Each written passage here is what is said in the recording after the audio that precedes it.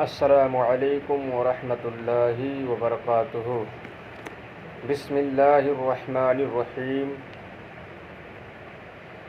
سلسلہ چل رہا ہے جواہر المنطق کے سبق کا۔ اس سے قبل ہم نے تمام مشترک اور ان چند کلیوں کا بیان جو اپنے افراد کی حقیقت کا عین ہے یا جز ہے، ان تمام باتوں کو پڑھ لیا۔ آج ہمیں پڑھنا ہے ان چند کلیوں کا بیان جو اپنے افراد کی حقیقت سے خارج ہیں۔ ابھی تک ہم ان کلیوں کو پڑھے تھے جو اپنے افراد کے حقیقت کا یا تو عین تھیں یا جز تھیں، لیکن یہاں سے ان کلیوں کو پڑھیں گے جو اپنے افراد کے حقیقت کا نہ تو عین ہے اور نہ جز ہیں، بلکہ اپنے افراد کی حقیقت سے خارج ہیں۔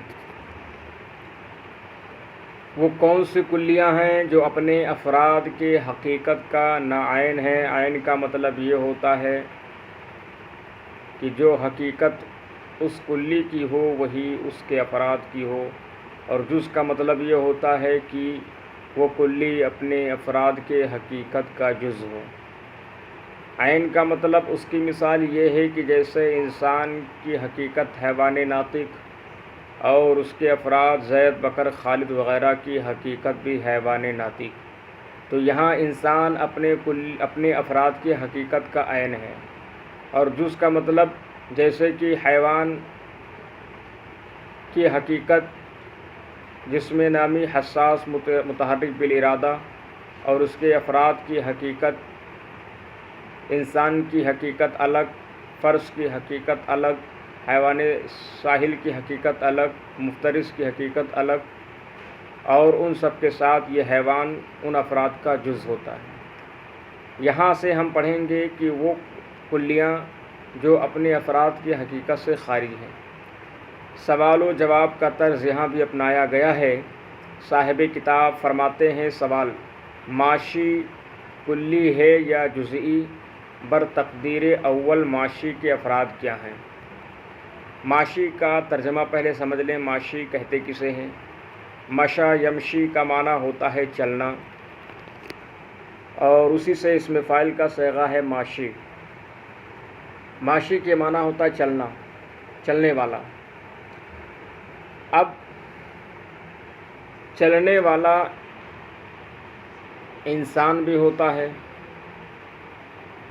فرس بھی ہوتا ہے، حمار بھی ہوتا ہے، کلب بھی ہوتا ہے، مفترس بھی ہوتا ہے، قرد بھی ہوتا ہے، جاموس بھی ہے، بقرہ بھی ہے، غنم بھی ہے، یعنی تمام جانور و تمام حیوانات، یعنی جو چوپائے ہیں یا دو پائے ہیں، وہ تمام کے تمام افراد حیوان معاشی ہیں۔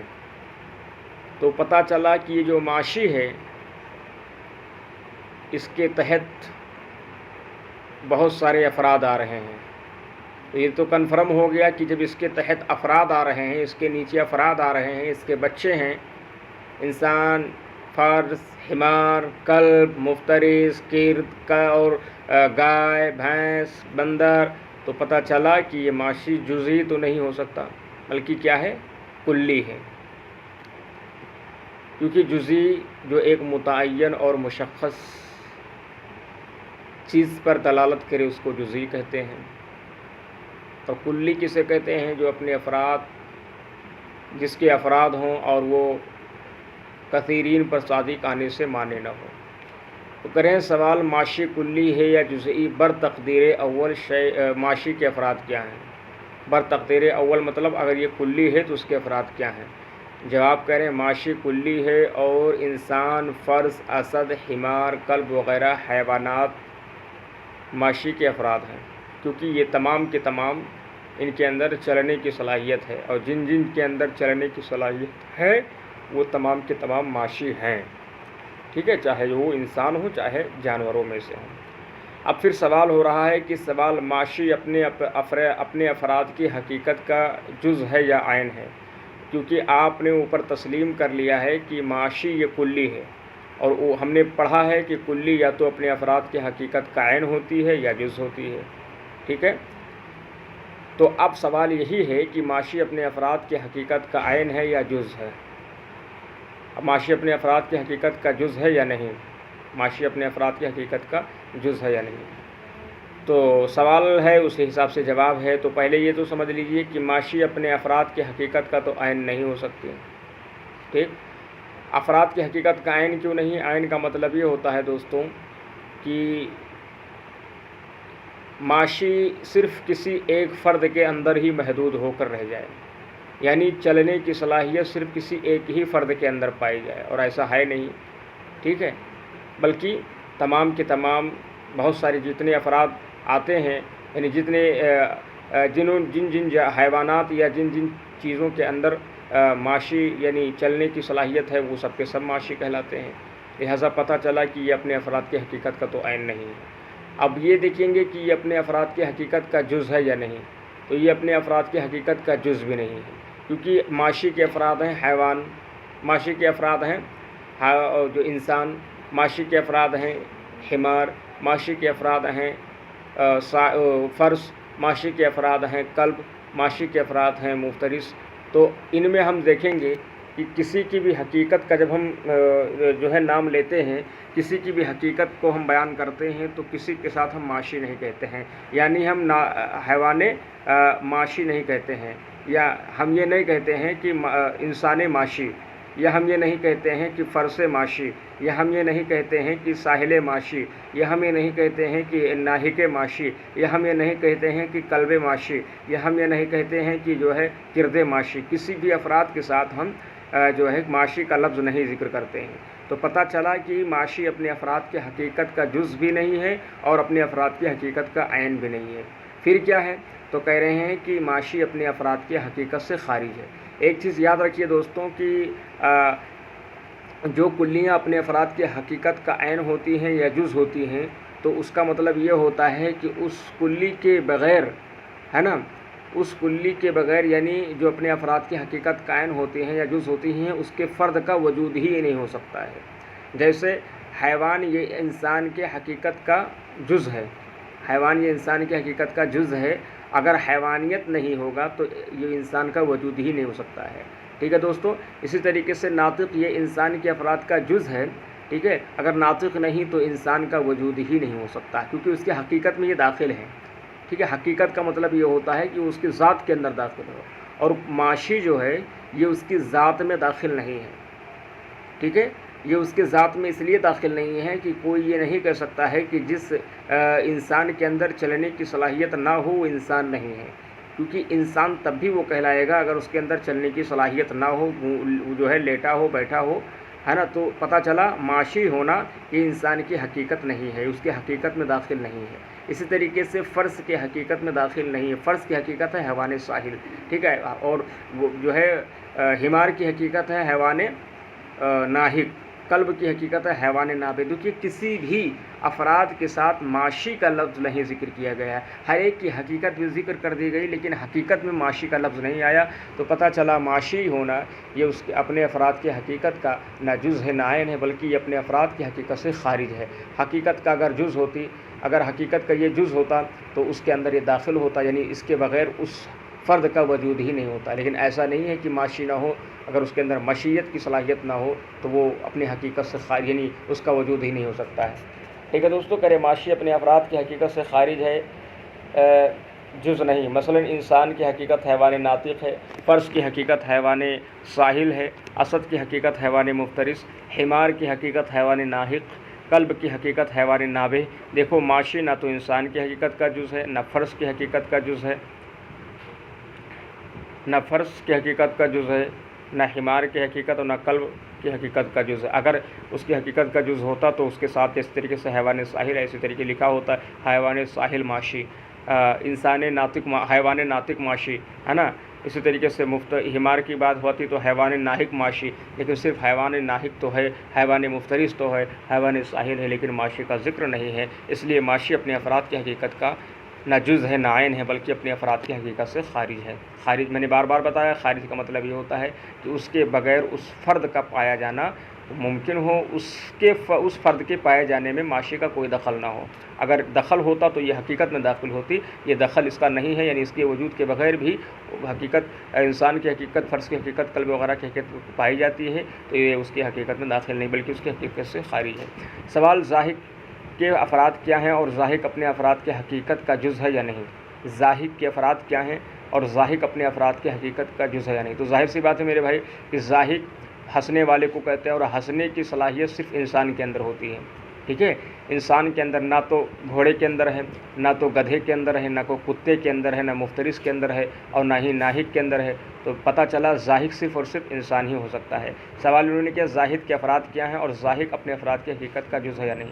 تو ظاہر سی بات ہے کہ ذاہق کے افراد وہی ہوں گے جو انسان کے افراد ہوں گے، کیونکہ انسان ہی ذاہق ہوتا ہے، ہنسنے والا ہوتا ہے، ٹھیک ہے؟ تو جو افراد انسان کے ہیں وہی افراد جو ہے ذاہق کے ہوں گے، لیکن فرق یہ ہوگا کہ انسان کے اندر حیوان اور ناطق جو ہے انسان کے حقیقت میں داخل ہیں، لیکن ذاہق ہونا یہ انسان کی حقیقت میں داخل نہیں ہے۔ اگر ذاہق ہونا انسان کی حقیقت میں داخل ہوتا، اگر ہنسنا یعنی ہنسنے والا ہونا انسان کی حقیقت میں داخل ہوتا تو ہر وقت انسان ہنستا رہتا، جس وقت اس کے اندر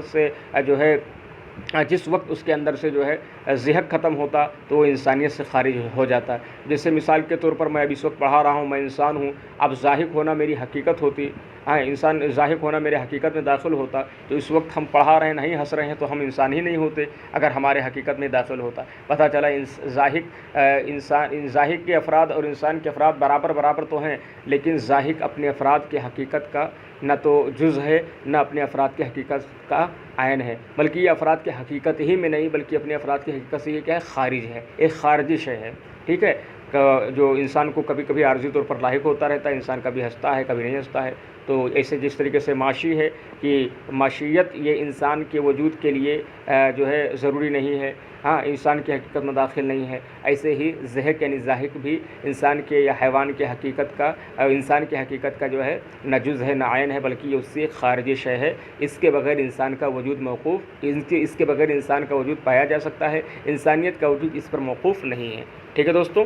وہی بتا رہے ہیں کہ اس جواب انسان ہی کے افراد ذاہق کے بھی افراد ہیں، مگر فرق یہ ہے کہ انسان اپنے افراد کی حقیقت کا عین ہے اور ذاہق اپنے افراد کی حقیقت سے خارج ہے۔ مثلا زید، بکر، خالد، احمد وغیرہ افراد انسان کی حقیقت حیوانی ناطق ہے۔ دیکھو ذاہق اپنے افراد بھی کسی فرد کا جز نہیں، اگر یہ اس کی حقیقت میں داخل ہوتا ذاہق تو ہم کو یہاں یہ کہنا پڑتا انسان اس کو کہتے ہیں جو حیوان ناطق ذاہق ہوتا ہے، صرف یہ نہ کہنا ہوتا کہ حیوان ناطق کو انسان کہتے ہیں، بلکہ کیا کہتے ہیں؟ حیوان ناطق ذاہق کو انسان کہتے ہیں۔ اگر دیکھو ذاہق اپنے افراد میں کسی فرد کا جز نہیں ہے بلکہ اپنے ہر فرد کی حقیقت سے خارج ہے۔ خارج کا مطلب یہی ہوتا دوستوں، بار بار میں بتا رہا ہوں کہ جس کے بغیر اس فرد کا وجود پایا جا سکے اور اس کے وجود میں اس خارجی شے کا کوئی جو ہے دخل نہ ہو۔ سوال کلی ذاتی کس کو کہتے ہیں؟ کلی ذاتی کس کو کہتے ہیں؟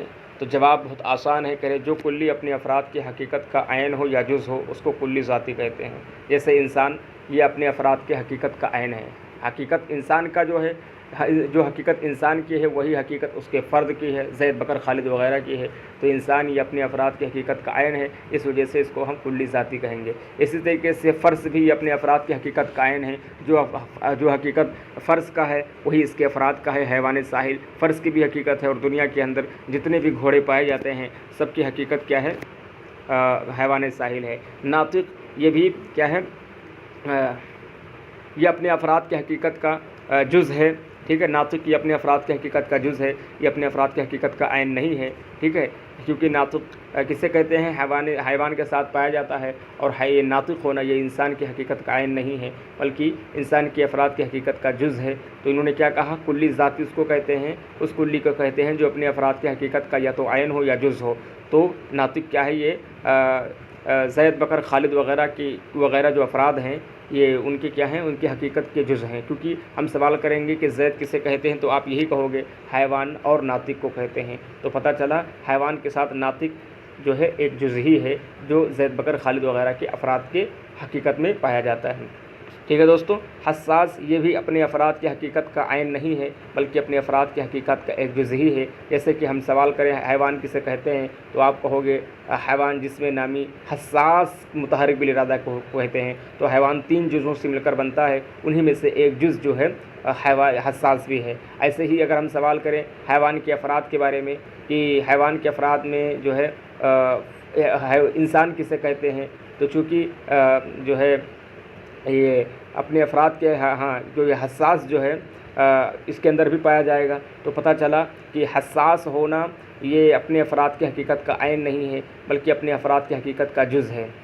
ٹھیک ہے دوستوں، اور اسی طریقے سے حیوان یہ بھی اپنے افراد کی حقیقت کا عین نہیں ہے بلکہ اپنے افراد کی حقیقت کا جز ہے۔ ہم سوال کریں گے فرس کسے کہتے ہیں، حمار کسے کہتے ہیں، تو آپ کہو گے فرس کہتے ہیں حیوان ساحل کو۔ تو دیکھیے ساحل کے ساتھ حیوان ایک جز ہے نا، جز بن کر آیا ہے، اور یہی حقیقت اس کے افراد کی ہے، یعنی ساحل کے جو افراد ہیں اور دوسرے گھوڑے ان کی بھی حقیقت حیوان ساحل ہے۔ تو حیوان اسی طریقے سے انسان ہے، انسان کی حقیقت حیوان ناطق ہے، تو وہاں پہ بھی حیوان یا ناطق کے ساتھ جز بن کر آیا ہے۔ تو یہاں پر بھی کیا ہے، حیوان بھی ایک ایسی کلی ہے جو اپنے افراد کی حقیقت کا جز ہے، ٹھیک ہے، عین نہیں ہے۔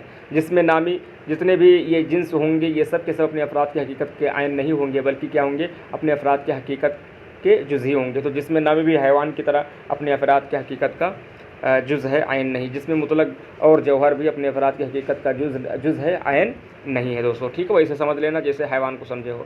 اب کریں سوال کلی عرضی کس کو کہتے ہیں؟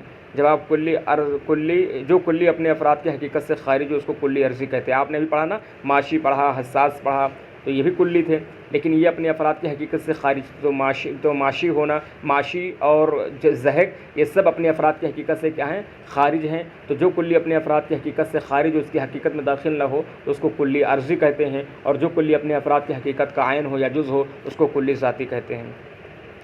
جو کلی اپنے افراد کی حقیقت سے خارج اس کو کلی عرضی کہتے ہیں، مثلا معاشی، زاہق، کاتب، موجود، یہ سب کے سب اپنے افراد کی حقیقت کے کیا ہیں، اپنے افراد کی حقیقت سے خارج ہیں، اس کی حقیقت میں داخل نہیں ہیں۔ اگر اس کی حقیقت میں داخل ہوتی تو مشیت ختم ہوتی تو وہ انسان ختم ہو جاتا، وہ شے ختم ہو جاتی، وہ فرد ختم ہو جاتا اگر حقیقت میں داخل ہوتی تو۔ سوال موجود بسیط ہے یا مرکب اور اس کے افراد کیا ہیں؟ جواب موجود بسیط ہے اور اس کے افراد جوہر اور عرض ہیں۔ اس کے افراد موجود کسے کہتے ہیں؟ جو شے موجود ہو اس کو موجود کہتے ہیں، اور موجود کے افراد کیا ہیں؟ جوہر یا عرض ہیں، کیونکہ دنیا کے اندر کوئی بھی شے ان دو چیزوں سے خالی نہیں ہے، یا تو کوئی چیز جوہر ہوں گی، یعنی جتنے بھی چیزیں دنیا کے اندر موجود ہیں، یعنی موجود ہونے والی اشیاء جو ہیں دنیا کے اندر وہ دو حال سے خالی نہیں، اگر یا تو وہ جوہر ہوں گے یا کیا ہوں گے، عرض ہوں گے۔ اگر وہ جوہر نہیں تو عرض ہیں، اور اگر عرض نہیں تو وہ جوہر کے کھانے میں آ جائیں گے۔ چلیے بس آج کا سبق یہیں تک، انشاءاللہ تعالیٰ کل مشقی سوالات لے کر آئیں گے، یا پھر کل ہم پنج گنج پڑھائیں گے کیونکہ کل پنج گنج کی باری ہے، تو جیسا ٹھیک لگے گا انشاءاللہ تعالیٰ ہم اس کو آپ کے سامنے رکھیں گے، اور آپ لوگ اس کو پڑھیے، ملائیے، دعاؤں میں یاد رکھیے، اور اس کے بعد انشاءاللہ تعالیٰ کلیات خمسہ کا بیان شروع ہوگا، اور جتنا بھی آپ نے پچھلا پڑھا ہے یہ سب چیزیں پڑھی ہیں آپ لوگ ان کو پکا یاد کر لیجئے تاکہ کلیات خمسہ کو آپ چٹکیوں میں سمجھ جائیں۔ انشاءاللہ تعالیٰ بہت مزہ آئے گا، کلیات خمسہ وغیرہ کا بیان بہت آسان ہے اور اس کو سمجھنے میں آپ کو دقت نہیں آئے گی۔ جن طلبہ نے یا جن طالبات نے ہمارے ویڈیو لگاتار دیکھے ہیں، انشاءاللہ امید کرتا ہوں کہ وہ سب جو ہے کلیات خمسہ کو بہترین سمجھیں گے، اور اس کے بعد معرفات کا بیان آئے گا، اور اس کے بعد تصورات کا بیان ختم، یعنی آپ کی آدھی کتاب ختم ہو جائے گی۔ اس کے بعد انشاءاللہ تعالیٰ پھر تصدیقات کا بیان ہم شروع کریں گے، اگر آپ لوگ چاہیں گے تو اور میرا بھی دل لگے گا تو۔ چلیے پھر آپ حضرات دیجیے مجھے اجازت، تب تک کے لیے اللہ حافظ، دعا میں یاد رکھنا، میرے چینل کو سبسکرائب کرنا نہ بھولیں، شیئر کریں، لائک کریں، اور اگر کوئی بات سمجھ میں نہ آئے تو آپ اس کو پوچھ سکتے ہیں۔ السلام علیکم ورحمۃ اللہ۔